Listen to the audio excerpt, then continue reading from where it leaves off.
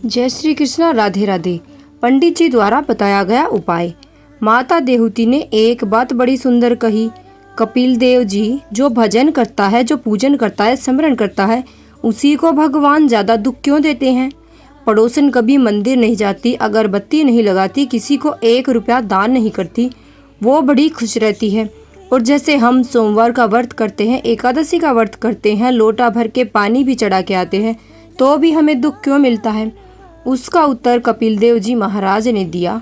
माँ सुनो, जिस प्रश्न को आपने मुझसे किया, यही प्रश्न नारद जी ने भगवान विष्णु से किया था।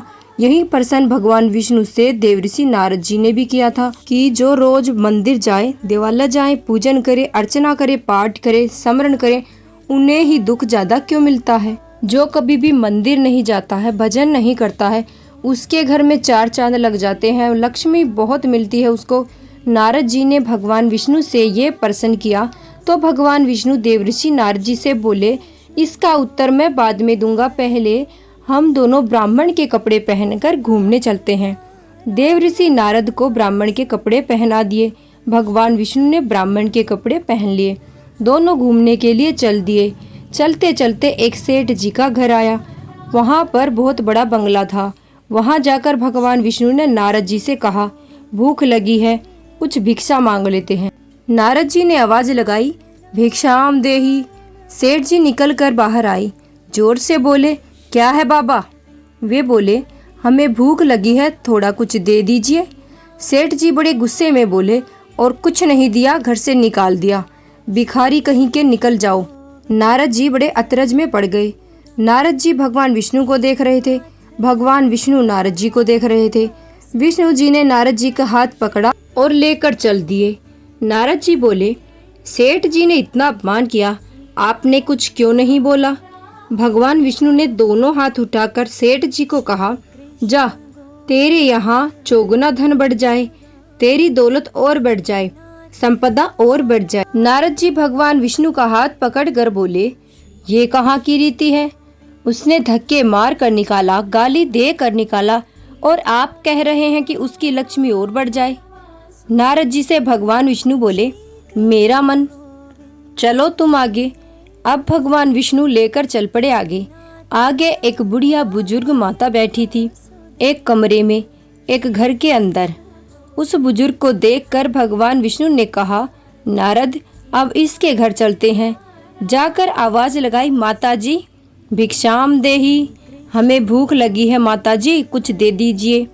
माता जी बोली, देखो बाबा, मेरे घर खाने का तो कुछ भी नहीं है, बस एक गाय है, उस गाय की सेवा करती हूँ, दूध मिल जाता है, वहीं दूध रखा हुआ है, आप अंदर आ जाओ। और 2 आसन लगा दिए, दोनों को बिठा दिया, दोनों के लिए दूध लेकर आई। भगवान विष्णु और नारद जी चले गए। नारद जी बोले, कितनी अच्छी माता है, बिठा के दूध पिलाया, पानी पिलाया, और सेठ जी ने धक्के मार कर निकाल दिया। भगवान विष्णु से नारद जी बोले, हे प्रभु, कुछ आशीर्वाद दो इस माता को। भगवान विष्णु ने दोनों हाथ ऊपर उठाकर कहा, जा, तेरी गाय मर जाए। नारद जी ने कहा, प्रभु, आपका ये क्या स्वरूप है, मुझे बहुत बुरा लगा। भगवान ने कहा, कौन सा स्वरूप।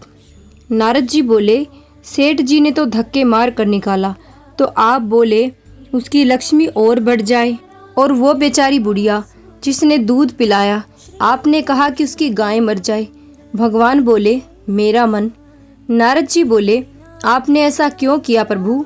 भगवान बोले, नारद, तुम मेरी लीला नहीं समझते। नारद जी बोले, कभी समझूंगा भी नहीं। नारद जी बोले, प्रभु, पहले बताओ ये क्यों हुआ।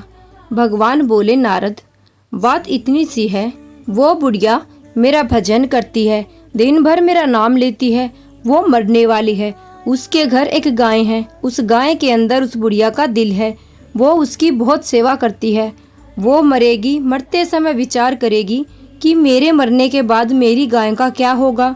गाय की याद करते करते वो मर जाएगी, उसको गाय की योनि ही मिलेगी, वो भगवान के पास नहीं आ पाएगी, विष्णु के पास नहीं आ पाएगी, इसीलिए मैंने उसके मरने से पहले उसकी गाय को मार दिया।